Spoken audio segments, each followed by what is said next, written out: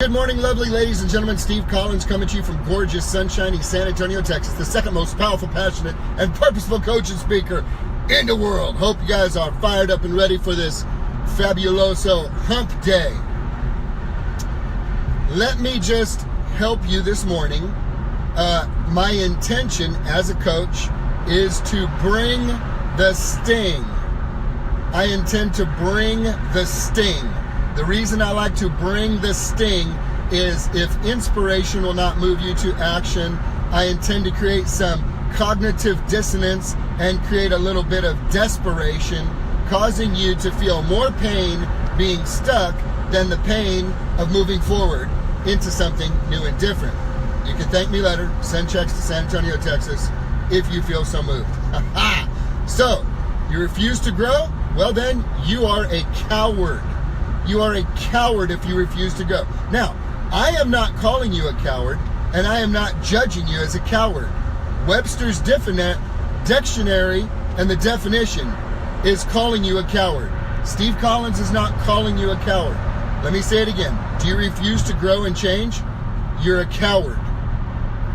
I love the power in that word and the connotations that it brings up when you think about it. A coward. What does Webster say about it? A coward is a person who lacks the courage to do or endure dangerous or unpleasant things. A person who lacks the courage to do or endure dangerous or unpleasant things. Refuse to grow, refuse to get bigger, refuse to become all God created you to be. You are a coward. Add this label to whatever self-talk you have to yourself. At least this self-talk will be accurate. Here's my discourse today. Would you like to learn how to not be a coward? I'm so glad you said yes. I could feel the energy in Facebook land. You do not want to be a coward. When you think of cowards, you think of Commodus in Gladiator. You think of the folks who shrink back. You think of the dude in Gladiator who behind the gates before they opened peed on the sand, freaked out, flipped out, and couldn't bring himself to do what he needed to do. You think about dishonorable people. You think about folks who let others down. You think about folks who are unwilling to take the chance or step out.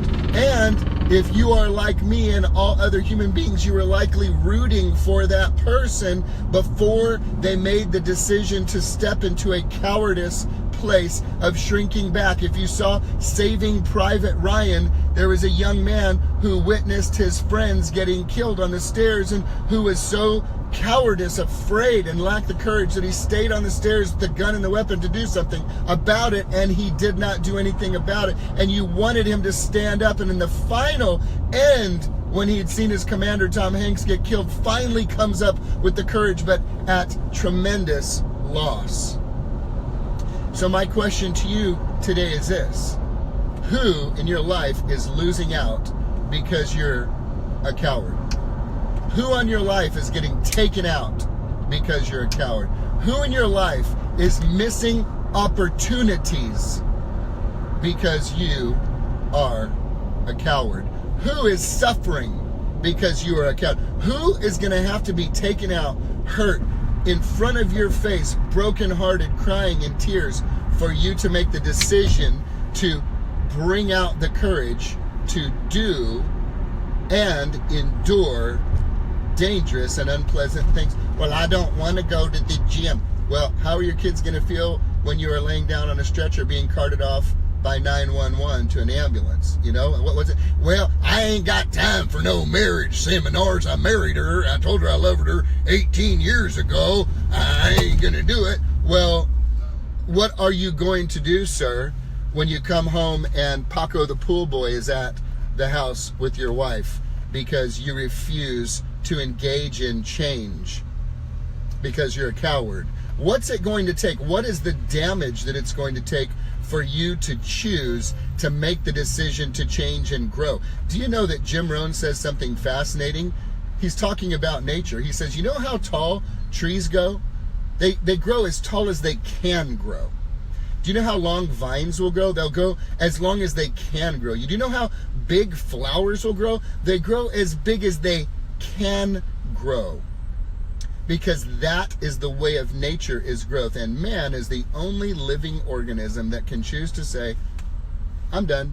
I'm going to stop right here. I'm going to stop right here.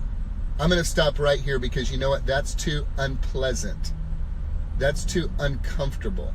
That's going to interrupt my routine. That's going to throw off the rhythm of my life. This is called being a coward. No tree in the forest says, I'm about 6 feet tall here. Looks awful crowded and competitive up there. I'm just going to stay right here and let my roots not do anything else. I'm just going to stay 6 feet tall. That's it. Trees don't do that, man. Trees don't do that. Trees grow as tall as they can grow. So you, sir, you, ma'am, what's your excuse? What's your excuse? Don't tell me you don't have time. Everybody has time. You get throat punched in my coaching program if you say you don't have time. It wasn't a priority. What's it going to take for it to be a priority? Is it going to take a desperate situation with massive casualties right in front of your face, whether it be you or those around you? So let me just leave you with this. Some people have a lever that you can pull on that will move them to activity that comes from looking forward to a pleasant outcome. Most people, however, do not have that. Most people have a lever that handles and deals with and looks at the pain involved if they don't do it. And so I'm going to pull on the pain lever today. Sir, ma'am, do you have children? Your children are being stolen from. They are being robbed of opportunities because you are a coward. Because you refuse to push yourself, because you refuse to hold yourself accountable, because you refuse to be hard on yourself. Your sons and daughters will lead a limited life of mediocrity, doing no better than you because you are a coward. Let me go back. Steve's not calling you a coward. Okay? Steve's not calling you a coward. You are earning the title of coward by being connected to Webster's definition. Let me say it again as I said in the beginning. A coward is someone who refuses, who lacks the courage. A coward is someone who lacks the courage to do or endure something dangerous or uncomfortable, unpleasant.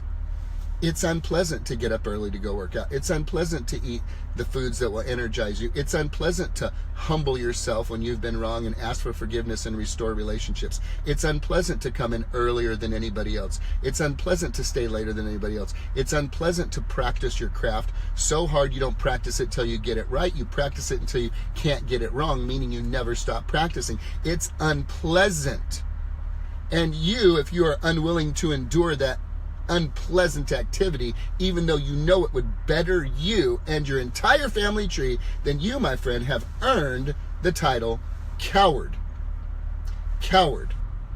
Let that sink in. I want you to become viscerally affected by me saying you are a coward if you refuse to grow, so that it'll motivate you enough to step out of that and realize that you are robbing your children and your friends and people around you from opportunities that would open up for them if you would just grow.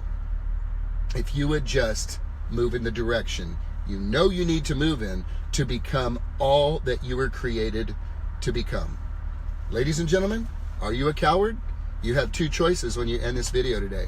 To shut it down and go, thank you, Steve Collins from bright, shiny San Antonio, Texas, with that super cool Spartan ring coming in here, peeing on my Cheerios and making me feel all mad. I am going to stay a coward. That's your choice. Now you become a coward and a wussy. That was just me. That wasn't Webster. Or you can say, man, the heck with that. I'm not going to be a freaking coward. I'm going to go on Siri myself. Siri, give me the definition of coward. I'm going to look at it and go, I'll be doggone, a person who lacks the courage to do or endure dangerous or unpleasant things. That's me.